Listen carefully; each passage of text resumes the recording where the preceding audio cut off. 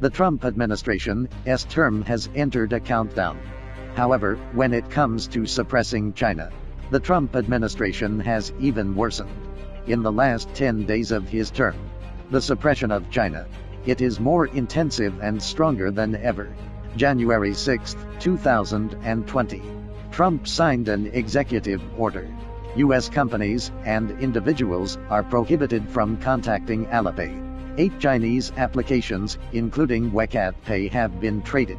On January 7, Secretary of State Pompeo announced U.S. Ambassador to the United Nations Kraft visited Taiwan. On January 9, Pompeo announced lifting all restrictions on official exchanges between the U.S. government and Taiwan. The U.S. Treasury Department announced on January 15, so-called sanctions were imposed on 6 officials from mainland China and Hong Kong. On January 14, the United States increased its efforts to suppress the 3 lists of Chinese high-tech companies. The U.S. Department of Commerce added China National Offshore Oil Corporation to the list of entities, add Beijing Tianjia Aviation Industry Company Limited to the list of military end users.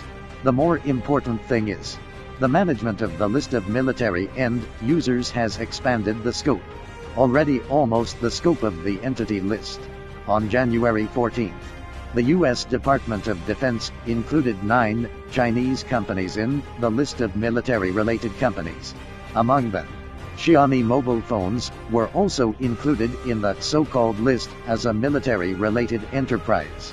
However, the only purpose of the trip government crazily suppressing China, just to make life difficult for the next government.